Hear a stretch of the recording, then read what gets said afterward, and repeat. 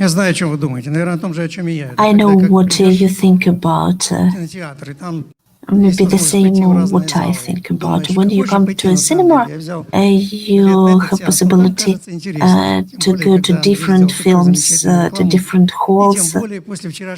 You sometimes buy a ticket to one film, but think that why shouldn't I go? Why don't I go to another? Энергия и жажда знания. Сегодня мы будем говорить, у нас же был день знаний недавно, так? Today we're going to talk about the fact that we had the Day of Knowledge just recently. This is also an interesting day where all of a sudden there's more people in the street, double the traffic, faster the traffic, and they're going everywhere. And that means that the very day came, the day when people go to school and university, and today our talk is going to be about the meaning and usefulness of knowledge. And we're going to read from the book of Ecclesiastes that we don't read much from, we don't preach much on, but we're going to read Ecclesiastes 1:12. I, Ecclesiastes, was the king in Israel over Jerusalem, and I gave my heart to study everything that is done after the earth. That is a hard task that God gave to the Son of Man for them to exercise in it. I saw everything that is done under the sun, and everything is vanity. What is twisted cannot be straightened, what is lacking cannot be counted. I thought to myself, look, I have grown and increased in wisdom more than anyone who was ruler over Jerusalem before me. I have experienced much of wisdom and knowledge. Then I applied myself to the understanding of wisdom and also to madness and folly, but I learned that this is too, this chasing after the wind. With much wisdom come much sorrow, and the more knowledge, the more grief. And then we skipped some of the verses of the second chapter, and we go to 2:12, and read a couple of versions here, a continuation of the wisdom. Then I turned my thought to consider wisdom and also madness and folly. What more can the king's successor do that what has already been done? I saw that wisdom is better than folly, just as light is better than darkness. The wise man has eyes in his head, while the fool walks in the darkness. But I came to realize that the same fate overtakes them both.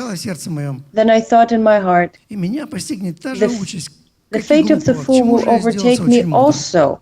What then do I gain by being wise? I said in my heart, this too is meaningless.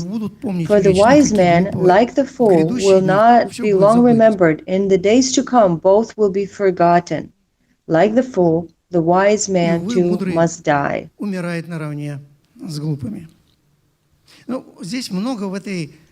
And so here, in this book, and actually in the text that we just read, there are many words that look outdated a little bit, not clear, and even Ecclesiastes himself is not clear. In our translation in Russian, and actually in English too, it's called Ecclesiastes, or the preacher. In Greek, ecclesia means church or meeting place, and that's how they said, we're going to go to ecclesia. Here we're going to go to a place where we meet. So Ecclesiastes is a person who is part of something, of gathering people. So he's probably a preacher if he's getting everybody into a meeting. They didn't really have Sunday services like we have today, and often when people would get together, like today they do in synagogues, they would get together to listen to a teacher, like Jesus was a teacher. He was called rabbi, and the believers at that time were not called like we are called now Christians, but they were called disciples or followers. For all of us believers, still Knowledge Day, the September topic, is very close to heart. So the book of Ecclesiastes, or the preacher or the teacher, and I also read in another book just recently, a wonderful new book was just published, Returning to Eden.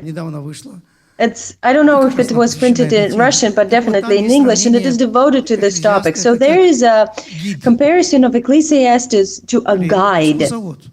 or a tour guide. So to a degree, every preacher or a teacher is a tour guide or a guide in general, because indeed we need a teacher, not for us to stick all of that knowledge like into a computer, although we can have access to all of this knowledge. We have a whole computer in our pocket and we can look it up. But we need somebody who will help us find our orientation as to where to find, what to open, what to look at. So the Ecclesiastes preacher, or teacher, or tour guide, or should we say just guide in general, this one who orients us, or the guide. I remember that last Sunday. Remember our pastor Andre, he said in the very beginning that I understand that he was burdened, and he said, 5 people called me this morning, and everybody said that we're going to mainly have children, so make sure this is clear to the children. So in other words, do your best to also show guidance to children as well, where to go. And so I'm sitting there thinking, the children who grew up in the city, what do they understand when they hear this word, sheep, shepherd, pastor, and so on? I wish I could draw a picture. I went to the Caucasus in England, and I know a lot of sheep, and I read many, and I saw many pictures, but it's one thing to see a sheep on a picture and then to observe it behaving. So what I want to say is our pastor indeed managed well to describe what was necessary for children. That's why they were attentively listening. But it is an example as to what the word vanity means. That's the first thing that we were even reading. So this is vanity and chasing after the wind. So we remember the very beginning of this book. Vanity of vanities, said the teacher. Utterly meaningless. Everything is meaningless. And I'm thinking back to my grandmother, and I came to Moscow. I was 17. I was studying. I went to study at this energy university, and I wanted to think of how to make my life more interesting. I enjoyed 2 things in particular back then. First one was fly and do paratrooping. I was dreaming about that. And at that time, secondly, I was playing the violin. And what do you think? I went to conservatory and a technical school in Moscow, and you need to understand, to come from one place to another in Moscow takes an hour and a half. And then there's another club, and half a year later, the Lord called me to himself. So I came and started to visit Sunday services as a believer, and I was invited to choir, so I needed to learn how to sing, and then I have courses. So I have these 4 classes that I'm attending at the same time. And my grandma and I, she was about 80 years old, and we lived together, and I told her about how my day went, how I ran over there, and how I did this thing. So she listened to me and then said, Sergey, don't be full of vanity. And next time when I came, and she didn't ask me questions, and I said, did you chase after the wind again? So that impressed in my heart so much. And I thought, if I try to encompass everything that's chasing after the wind, and what do you think? Very fast, I couldn't see very well, I couldn't run everywhere, I broke my hand, my wrist, and I was not able to play the violin anymore. Another 10 years later, after graduating from the university and having worked in the energy sector of Kiev, after that, I was invited to study in Denver, and I left. And then that's when I was calm and at peace. All the vanity was behind me. I had lots of books around me. And from that time on, I'm not chasing after the wind anymore. I'm reading The Life of Wonderful and Beautiful. And my grandma was right. So chasing after the wind is something that is involving something that is going to go away quickly. That's just a vapor when you breathe on the mirror and then it's gone. It is something useless, something, as it was translated in my wonderful, in my favorite translation in English, New International Version, something meaningless. So that's the vanity that we're talking about. And we need to understand clearly what does our guide trying to tell us when he talks about knowledge. Let's keep in mind the day of knowledge, and we are talking about the usefulness of knowledge and wisdom. So since I have been a believer, I am under this double pressure. On one hand, I have many good friends that I respect. One of my close relatives who, when he found out that I want to continue studying at the institute after becoming a believer, he just became a believer and a little older, and he said, "Don't you remember what it says in the gospel? That knowledge puffs up. And if knowledge makes you arrogant, you don't want to be an arrogant Christian. A Christian can be arrogant, but love builds up. You don't need knowledge. Stop studying at the university," and so on. And again and again, what we hear here, even on the basis, or you were able to hear on the basis of these verses, that indeed the knowledge they bring to sorrow and to sadness and to much sorrow. So why study? So that's on the one hand. And on the other hand, there is indeed a number of books in the Bible that says the books of wisdom. And clearly, these two words are put together, knowledge and wisdom, one after another. In order to get wisdom, you need to know something. Just remember the book of knowledge of Solomon, the wisdom of Solomon. We were studying from it recently. We didn't take the entire book, of course, but just one topic on friendship. And we took some of the verses, put them together, and we were observing how to learn from this book. We sort of had a seminar in order to learn how to gain good friends. And indeed, these are good seminars on friendship, on building families. I remember in the Soviet Union, there were some books translated, and people who are older can remember them. For example, books for parents. There was a book by Mr. Spock, and you had to read it in order to understand how to raise your children well. I'm so glad that there are many more other books, because there were so many complex, difficult advice that indeed were not very helpful and actually weren't useful for the child nor the parents, indeed. And there was another book by Carnegie as to how to gain friends and influence people. So we understand that in practical life even, we need knowledge. Wisdom is important. And that's what it says here, that knowledge, we just read in 2:13, that wisdom is better than folly, just as light is better than darkness. We even know those proverbs that studying is light.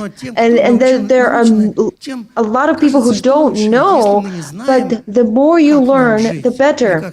Because if we don't know how to live, how to build something, how to build a relationship or anything, that we're looking for wise people, we're looking for guides who knows how to conduct a seminar or workshop or how to keep going. I know that in this room there is a sea of wisdom, because there are wise people in different spheres who know how to organize and lead young people. For example, we learned much last Sunday from them.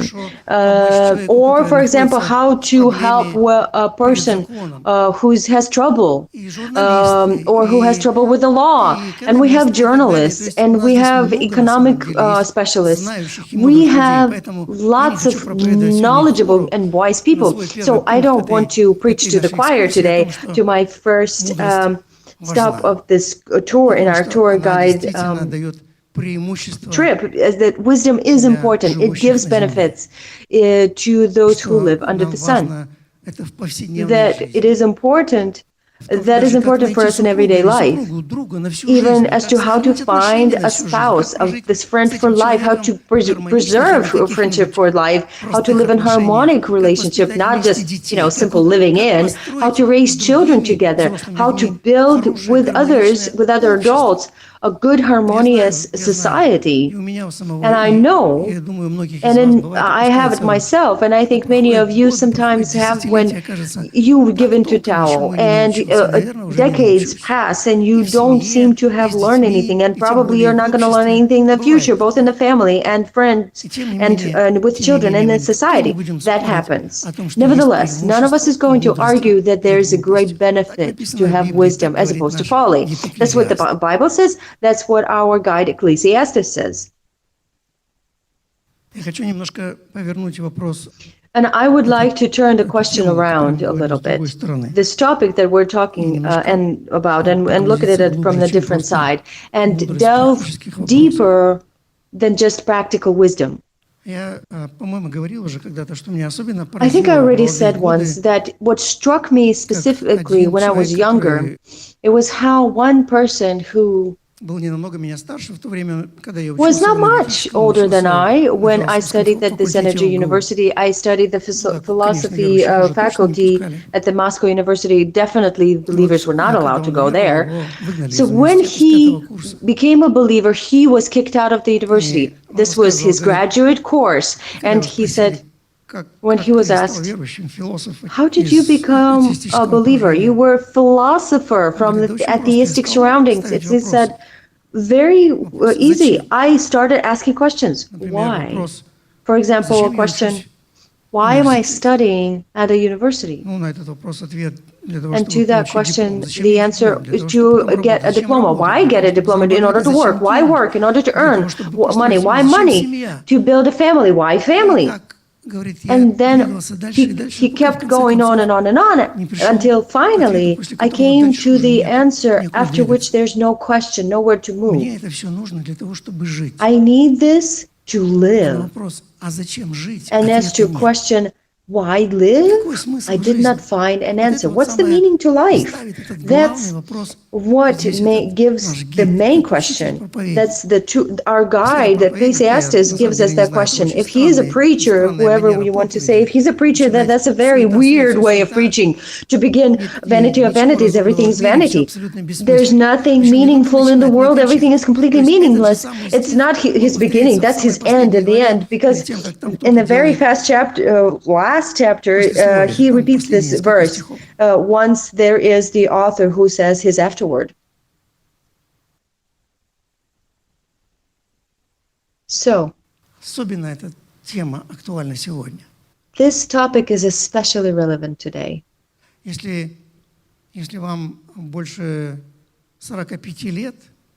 If you are over 45, then you can remember the shock that occurred after the collapse of the Soviet Union, at least a little bit, when the majority of people knew the meaning of life. This meaning of life was about building eventually the type of a society, the type of state that everybody else would look at us and say, ooh, we want this too.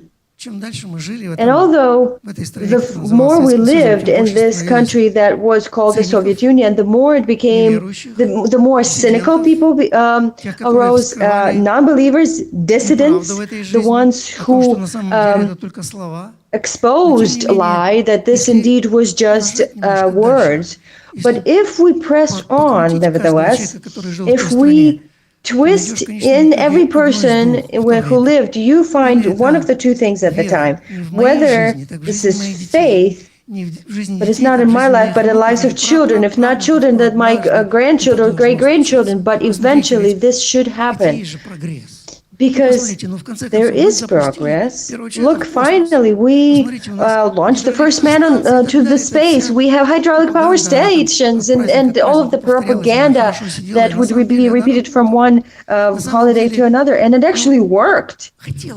And indeed, we wanted this to be true. For the majority of people in the country where believing in God was practically not allowed or not possible. And if you became the cynic and didn't believe that that could occur eventually, then you had at least the other question. Well, if not so, then I will live my life. However long, many decades I have to enjoy, I will grab to myself you give to me, I give to you. That was one of the proverbs back time, and that some of the things that said, yeah, of course, for everybody, we're going to say we need to live for the sake of the communists, and we will understand that we need to grab for ourselves. And everybody grabbed for everywhere they could, at work and at their place. And then it was upside down. And for the people who were 45 back then, it was especially difficult. Who were like me, a little bit over 30, then it was, on the other hand, a holiday, because there are new horizons opening. Now we can build a new life. And you know, how many years passed? 30. I could say that what is happening now is the same type of destruction of ideals that people used to have in today's world. But it's not in one particular country or several countries, several states, let's say socialistic camp, but it is everywhere throughout the world. What was opposed in this to the developed socialist society, as the Soviet Union and adjacent countries were called? It was the free Western society. There was the society that you think of, that at least over there, a person is valued as a person and not just a little screw in the huge machine, as a little detail for the good of the everybody. At least then, in the West, they will give you opportunities to earn, to build your business, to develop on. There's justice. The law works there. And you know, over, let's say, several years recently, or maybe even several recent months, it seems that this idea is especially cracking on the seams, because it seems that exactly where those principles were especially deep and strong, they're gone. Where are those ideas for which an entire country, let's say the United States of America, could call its people, for the sake of the ideal of the Western free society, would go and fight for others, liberate other nations who were under oppression? Where are they? They're not there. They're only cynics, both in the West and in the East. And it seems that you're not going to even find anything that would say, ooh, we could hold on to that. You can say, okay, there's church, but that is why church is backing away. That's why temples, let's say in Western Europe and in America and here, often become clubs, or what it used to be in the Soviet Union, because it seems that when you look at churches, there's nothing left there. It's not, at least what people see from the outside. Let's take that church and cancel it the way it was. Let's cancel the structure, the pastors, the buildings, the preachers, the youth ministers, the worship leaders. Let's just get together at home, 5 to 10, 15 people, organic church. Let's again renew that. And we've already been there too. That's a great idea, to meet in small groups, to be closer, to be natural. But now it seems that the entire world is becoming, like our tour guide says, more and more meaningless. There was a time when I was younger, at the church where I grew up. It was a small Baptist church. There was one thing I enjoyed doing. It was study of the word. That's what we call it. It wasn't when as it was for me, for a teenager, was especially pleasant when you sit down and a 60-year-old man, like I am standing in front of you, and he's giving this philosophical idea. But for me, for a youngster, I wanted something that I could participate in. And the study of the word was a time when I was able to speak up. So everybody, as we read part of the Bible, everybody present could say, this is what I think, and it also means this and this. So it was, it wasn't just methodology of the teacher or the preacher to give a whole topic and unveil it in front of the listeners. It was the other way. Let's everybody think and everybody give input. So what is happening in the world now when the old ideas are falling apart and people say, no, it doesn't work. All of the politicians that we had, look how wonderful they are, but indeed they don't know how to do stuff. So let's take a non-politician, somebody who is as far as possible from the politic, and let's make him a president. And they do that in one country and in another country, in the third country. So they take the society, politics apart, business apart. And you know what? Экклезиаст делает то же самое. Ecclesiastes does exactly the same thing. The Ecclesiastes says, I am in the business of studying wisdom and knowledge, and when I started delving into that, in the end, I arrived at the place that they give no meaning to life. And then he takes another topic. We're not going to talk about this today, but it's the topic about pleasure and enjoyment, and he goes into that, and he says, not even that works. Not the idea, not living for yourself, that doesn't work. And he explains why. We're not going to touch upon other topics right now. We're going to just come back to this one. What are the arguments that Ecclesiastes brings? Why he says it doesn't work and how he explains it?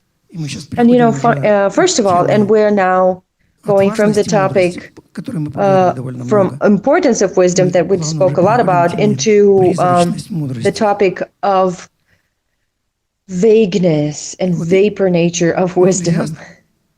So Ecclesiastes here says directly and honestly. He says, on the one hand, being wise is better than being foolish. Well, maybe he said a stronger word in there, but we understand what he means. But he also says directly and honestly. Although that is true, in the end, a person sees in the light of wisdom a lot of reason for sorrow, for sadness, for suffering. It's one reason, and the other reason that he says here, we read in verse 15, no matter how much we study or learn anything, what is twisted cannot be straightened. What is lacking cannot be counted. That's 115. And it is here where the discrepancy emerges between the person who lives without God one way, and where, as he says, the way we read from the very beginning, the man after the sun. In this book, this phrase of under the sun is repeated, I don't know, 30 times, about 30 times. So the idea here is that it's the closed system where, in the understanding of the ancient people, the life of man was a closed, there's a dome that you cannot pass, and above the dome there's God and angels and everybody, all the other people. So if we just live in our closed system under the dome, if we don't look up to God, then as Ecclesiastes says, the result of knowledge and wisdom bring us to, first of all, that we see that we still aren't going to achieve what we know. The crooked remains crooked. It cannot be straightened, as he says. And secondly, he says that finally we will see a lot of things that we wish we didn't know. We wish we didn't see. Had we not known this, it would be much easier for us to live. So in that way, maybe it is easier to be foolish. And it's the same when you come to vocational school or technicum or university, and very often the student has to make a choice. He wants more sorrow or more pleasure. You know, I'm making this very simple, but there are two types of students at the university. When the ones who study more and they find out how complex life is, and there are people who live at the expense of the others, and then they find that life can be more joyous than for those first group. So Ecclesiastes talks more about the corrupt nature of the world. We read that in verse 15. And that is what our world is experiencing today with a special acuteness, that we see that around us, no matter how much we try, it is going to be all spoiled, it's corrupt. And now I'm reading probably one of the key books for me that I would love to have read 10 to 15 years earlier. This is Capitalism in Progress. That's what it's called, titled. It was written about 50 years ago. It was written by a Dutch person, Bob God's Word. And then it was republished once, and it's out of print now. And I just found it in the library, and it really helped me figure out what happened to the mankind and how mankind developed over the last 200, 300 years. So 300 years is the term when in the world the experiment started, which repeats the experiment that this Ecclesiastes was doing. This experiment is called, and it is still titled, the experiment of the Renaissance epoch. So this is the emergence of knowledge. When a person believes that the more he learns, the more that knowledge is going to help him develop further and to finally become a perfect man.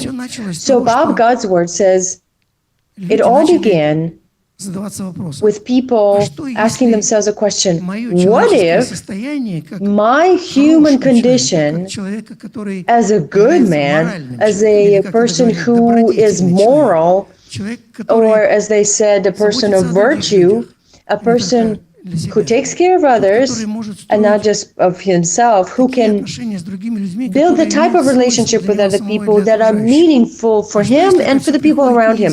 What if all of this doesn't come from the Bible, not from the church, but what if just comes from knowledge that we gain? So the main thing that changed, that went upside down at the time of this age that we call the knowledge era, is the faith that without a man, without God, without his word, without his impact, by means of gaining knowledge, can become better. For those people who lived in the Soviet Union, we vividly remember this. It was one of the key aspects, key postulates of the scientific communism. Yeah, we still have socialism. Yes, we have lots of shortcomings for the socialism, but we're going there. The more progress, the better a man becomes. The knowledge changes a person.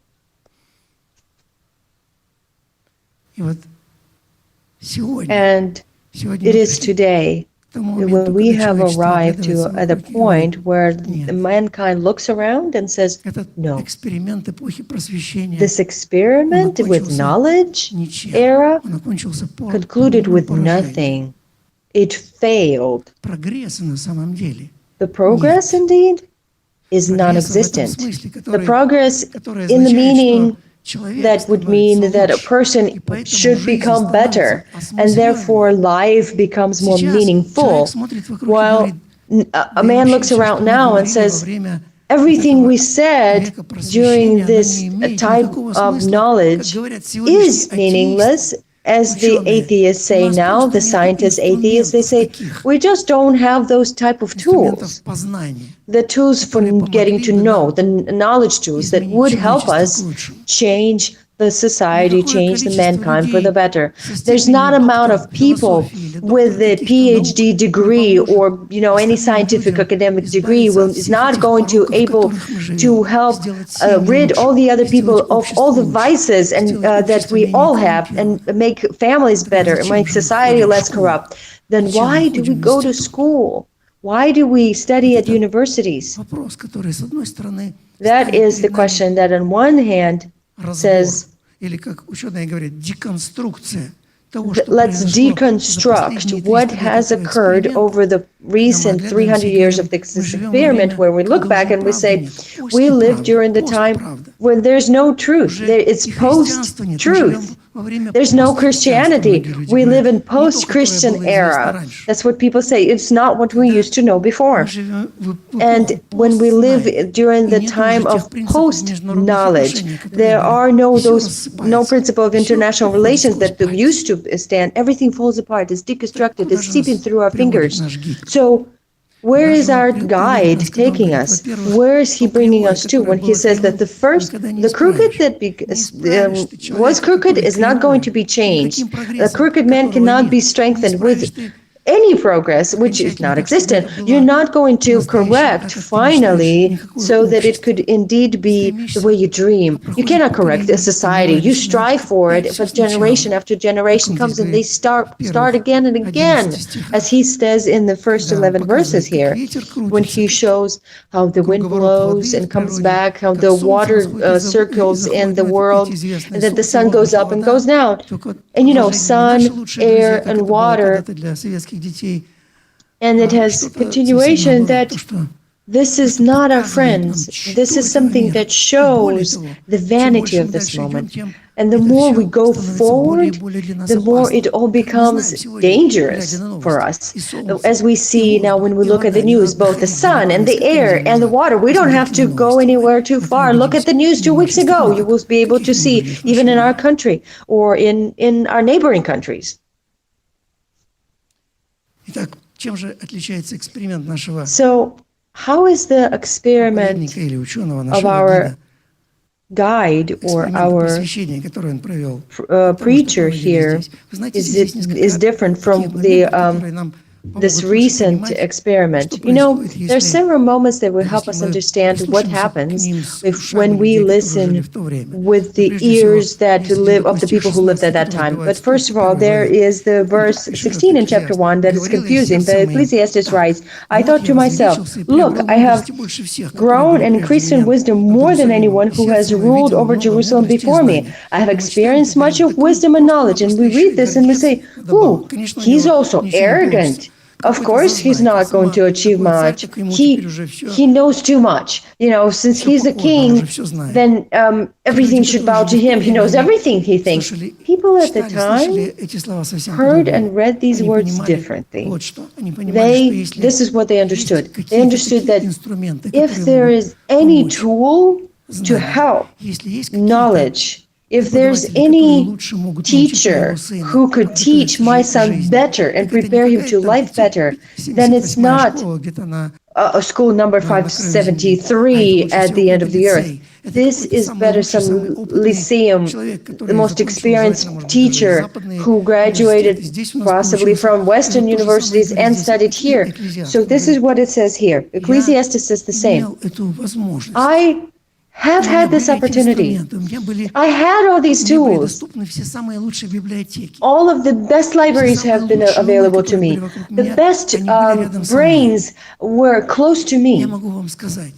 And I can tell you that having had absolutely everything, the best Harvard with Cambridge and Oxford, having gone through all of that, here's what I have learned. I applied myself to the understanding of wisdom and also madness and folly, but I learned that this, too, is chasing after the wind.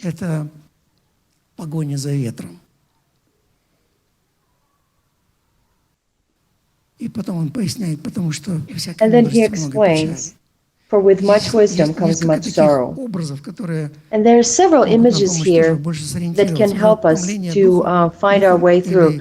This chasing after the wind,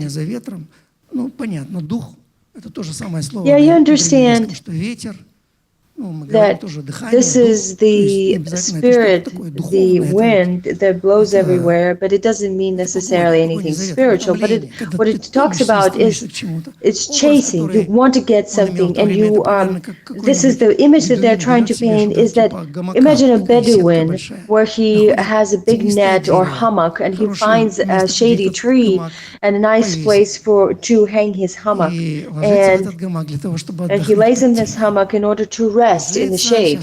He lies down, anticipating rest from all his sorrows for at least 30 minutes, and then he will continue working. And then he feels, that's not working. It's too hot. So that's not restful at all. And then he keeps looking, and there is a branch. So branch is moving, so there's the wind. So Ecclesiastes is drawing this funny picture and for everybody to laugh at it. So the Bedouin runs up, he jumps up, runs with his net to the place where the wind is shaking branch and he grabs that and he hangs his hammock and he lies down there and it's not working again. So that's a humorous image that he says that indeed gaining knowledge is that you seem to have caught it, but then it escapes you. And the same for people who were studying, who were working during the epoch of our knowledge. And he said that the best answer to the problem of yesterday is today, until it changes with tomorrow, because tomorrow comes a better resolution. And they thought that every day is going to bring something better, something new. And Ecclesiastes says, not at all. Much more sorrow instead. И мы скажем, так какой же выход? And then we say, okay, what's the way out? What's the meaning of this? And there is a way out. You know, there is this way out that goes beyond the frame of what is conducted in this experiment. If we look carefully now, looking into the tool that was being used, he's using the tool of his brain, his mind. And at one moment, when he talks about the fact that that didn't work, he shows that he is testing this brain with another tool, and this other tool is unexpectedly, sounds to us in verse 18, for with much wisdom comes, now he's not talking about intellect anymore, not about knowledge, getting to know, but he comes about emotion.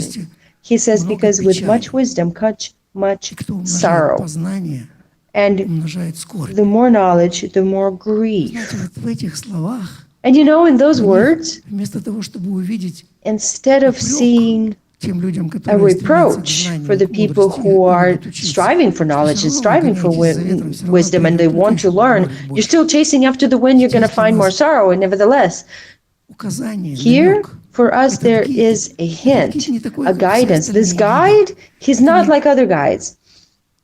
You know, very interesting here that when you find yourself in the hands of some experienced guide, you don't just understand him with your mind, but you feel it with all of your being and with all of your mind. I'm remembering Brian Whitman, who preached here many times, and people know him also from being a guide in Israel. And by the way, next year he's coming into Israel, and he says next year there's going to be a better opportunity. So whenever you are with him on the bus, whenever you travel, or you come to a place, to a location, you look at something, you find yourself in a special atmosphere. He makes this, surrounds you with his heart that is filled with understanding that God is doing something with his people here, and something that he wants to do something with us present there. And whenever we are in the hands of this tour guide, we see him as an emotional person, and these emotions that are hard for us. It's the same when you come to Babi Yar. You know, they started installing new monuments there. I was passing by, I didn't have much time, but if you look, but even what I saw, the little that I saw, it was very emotional indeed. When you don't just know with your brain, but you perceive with your senses, you're feeling what was occurring here when thousands and 10,000s of people were murdered here. There's a difference between a man who comes and is going to tell you of what happened in Babi Yar simply because he read it in his book, and the person who experienced it, even though he was just a young boy. There's a difference between the one who brings you to Maidan Nezalezhnosti is going to tell you about the events from 18 to the 22nd of February 2014, and the person who was actually there, a person who experienced it, who is going to tell us about sorrow and sadness, and he gives us a hint. When we look at what he's telling us, we can now go beyond the boundaries of what's going on under the sun, to go beyond over there where there is Elohim. In this book, this word Elohim, which means God, is repeated, not the God Jehovah or Yahweh, which means my Lord, but it is the word that talks about God sovereign, God unknowable for us, who knows what he has done, but that word is repeated about 30 times, as many as under the sun. So you can imagine that there is something happening, like there are two grounds, the background and the foreground. One is above the sun and the other one is under the sun. And in order to understand how the stuff that is happening under the sun could happen, could change, we need to look at the other scenery. And we only have time to briefly read this verse in chapter 3, 3:11a. Ecclesiastes 3:11. He has made everything, Elohim, he has made everything beautiful in its time. He also set eternity and peace in hearts of men.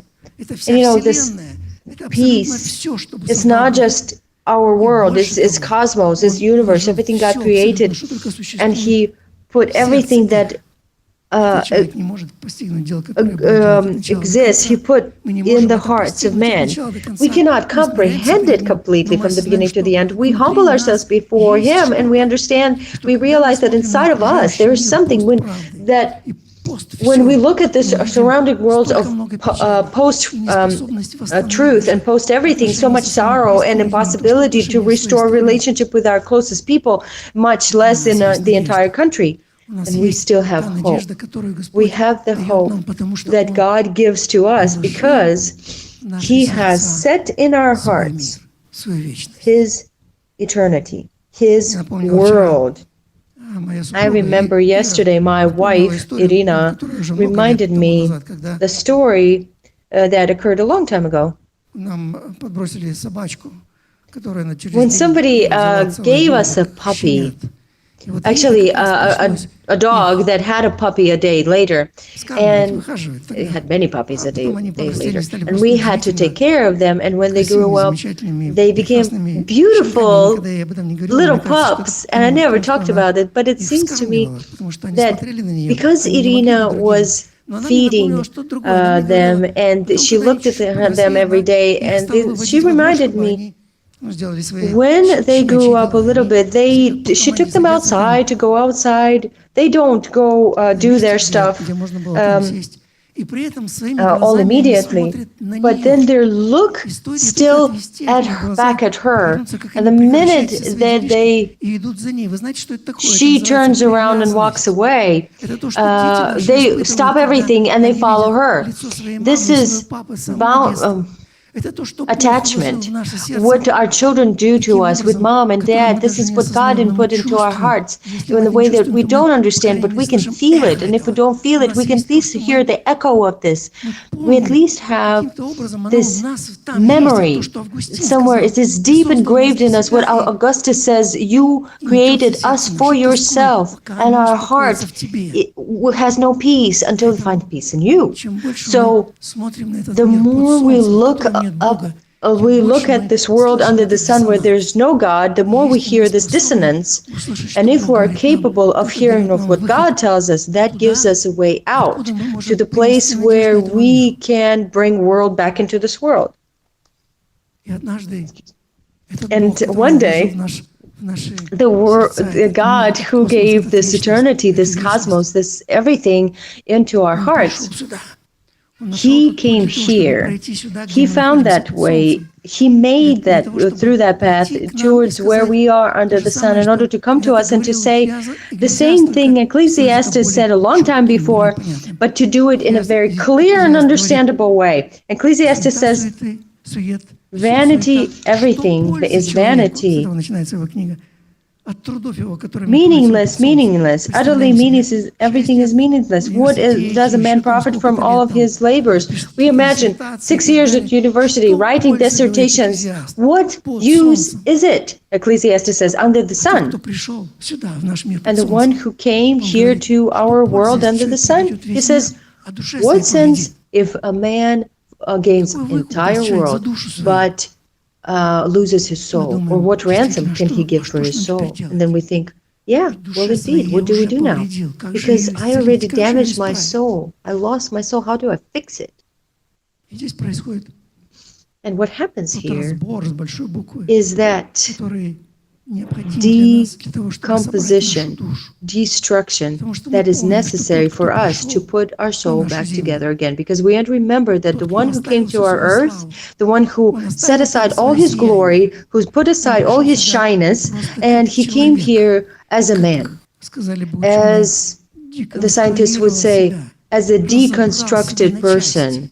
He put himself into parts. He is the Son of Man and the Son of God. We have no idea how that is possible, but that is how he reconstructed himself. And we see him that he's a Son of Man. He's the teacher who teaches us. And on the other hand, we see together with Paul and with John and with others who revealed that he's the Logos that helps us reconstruct that which is not clear to us and that brings us to sorrow and disillusionment. Logos is the very word that we have, logic, the Greek word that means knowledge, getting to know, wisdom. He brought to us that which could be reconstructed, but first we need to deconstruct. He became this understanding of the word, but it's not the telos, but the logos that came here on the earth. And he didn't just stop there. Then he was deconstructing himself more. He humbled himself, became a servant, the one who washed his disciples' feet, the one who went to the cross for our sake, and who finally, where several minutes from now, the brothers are going to open this plate here. It is deconstructed as the symbolic bread that we see. The bread that was one, and he says, I'm the bread of life. And then we see it deconstructed so that we could take a piece, so that we could be the ecclesia, the meeting, the body for which he started sending his guides a long time ago, who would guide us to the path where we see only sorrow and only disillusionment in our family, in our relationships, in our country, in our world. And he said, I came to become deconstructed for you, so that you would be reconstructed, so that you would be whole again. And if you feel sorrow in your heart, if you feel that everything you learned before brings you to disillusionment and sorrow, that you cannot reconstruct even the closest things, your closest friend, your spouse, and you are in so much sadness, then remember of the one who said, I am here for you. I came here once, one man, written about another book of wisdom, also in the heart of our big, thick Bible, a man named Job. He was so deconstructed. Then when we so graphically read about it, we see and we think it's hard to imagine anything harder than this. This deconstruction is so deep that not just you see graphic scenes on the TV screen where there's sorrow and sickness and violence, and we close our children's eyes, we turn away our eyes, but in this picture so well portrayed in front of us, and we see his deconstruction and his falling apart, the family's falling apart, society, his condition, his business, his body. And then everything that was the closest to him. And now he is crying out to God, and he says, what have you done to me? This is unfair. And I'm going to stop here for a moment to remember a man, a well-known psychologist who has experienced the horrors of Auschwitz, and he wrote in his book about the meaning of a man. Viktor Frankl is his name. He says, there where people are completely deconstructed, where they are being taken apart in this camp, there it turns out that some people indeed do not have that core of humanity in themselves that allows them to stay human. Therefore, they steal from others that are in worse condition than they are. They betray their own for the sake of others. Там, в run Освенциме, mad. In Auschwitz, what один только remains вопрос, который дает is only one силы для того, чтобы question that выдержать gives и strength остаться to цельным. Это вопрос. withstand and stay whole. And the Почему? question is, Вопрос, каким why? образом The отвечает человек question, на этот вопрос, почему я how живу, the man will зачем answer жить. that Мы с этого question, начали why do I сегодняшнее live? наше путешествие. Why live? That's where we Если у started this человека trip есть today. этот ответ, So if то он man остается has an человеком. answer to that question, he remains human. Если нет, то там у тебя And не if he остается doesn't, ничего. then Когда nothing Иов приходит к remains. Богу и говорит And when ему, Job comes to God and tells him, зачем? Почему? why? Бог его What не отправляет for? на какой-то God doesn't send him длинный away семинар. to some Теперь, после того, lengthy когда ты все это seminar, прослушаешь, and after тебе you покажут have эти listened to диаграммы, everything, после all этого of the приходи ко мне, diagrams and я all of тебе the расскажу, потом поговорим. graphic, come back and I will tell you. No. Он им говорит, He tells him, ты где был, where когда were я you when создал I этот мир? created the world? Тот самый The мир, который very ты world видишь, that ты you здесь see, сидишь you sitting изображенный, here ты видишь deconstructed, восход you и still заход see the солнца, sun ты up and видишь sun down. You этот see this мир, world который that однажды, once, когда только when я I его создал, created я it, уже был I там was при already первом there at the восходе, первом first sun заходе. up and sundown. Для тебя я For самое you, the main главное, thing here тебе самое главное, is myself. это я.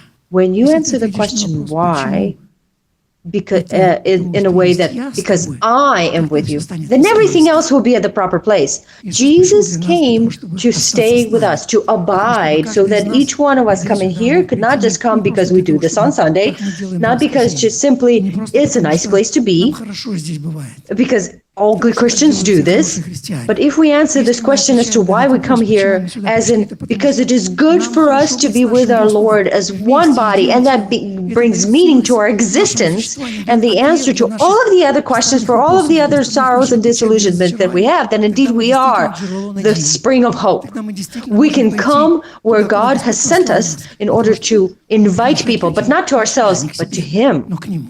to where He Там, is, где Он who remained остался deconstructed разобранным for для us нас, sakes, для in того, order чтобы for мы us to have имели eternal жизнь вечную, life, потому что Он because He вложил set в сердца, eternity into our в наши hearts, сердца эту вечность, because He потому что Он gave дал us нам this привязанность attachment к to себе, Himself, потому because что He Он reminds us напоминает нам that о His том, что Его face лик, that looks который upon смотрит us на нас from the с cross, креста, He Он не doesn't только just remind us about напоминает the нам о past, прошлом, but He Он offers us предлагает to для be нас быть our нашим future, будущим. because Потому что this этот very face самый лик, is это то, что нам what gives us дает strength, силы, gives дает possibilities возможность to go through идти через all все the скорби, sorrows of которые this мир. world. So let's thank Давайте Him for that. возблагодарим Его за это. Let's stand up and Давайте pray. встанем, помолимся. Lord, Господь, we мы are благодарны grateful Тебе to you за то, that что you Ты came пришел for для нас us on this earth, на so землю, that our чтобы наш daily, ежегодный our день знаний annual стал day напоминанием of knowledge о would be том the лучшем best знании, reminder которое about the открыл Ты для knowledge that нас. you reveal to us, Потому что that Ты you принес для нас sacrificed to больше, чем us то, что мы more можем than we can открыть здесь reveal под here under солнцем. the sun. You revealed Ты открыл нам самого yourself, the себя, creator to us, Творца, the creator Творца of космоса, cosmos, who created который everything создал here in все this здесь, в этом world, мире, для того, so that чтобы в finally, конечном to итоге жить live в in our наших hearts, сердцах. you Ты loved возлюбил us. нас. We thank you Благодарим that you Тебя за то, gave что us Ты дал these нам эти удивительные amazing эмоции. emotions, the Самая из которых highest это of самое which is the высшее, one которой Ты that you ведешь нас lead через us эмоции through the скорби, disillusionment and переживаний, sorrow and разочарований. Это anxiety. This is эмоции emotion любви, of Твоей любви, love которой that Ты you call призываешь us, каждого each из one of нас, us into, where которой you Ты call the призываешь entire весь world мир, into, and you said in которая, your как Ты word, говоришь нам в one Слове Своем, day will be revealed однажды for all откроется для всего humankind. человечества. May you be И будешь glorified, Ты the Father, прославлен, the Бог, Son, and the Отец, Сын Holy и Святой Spirit. Дух. Аминь. Amen.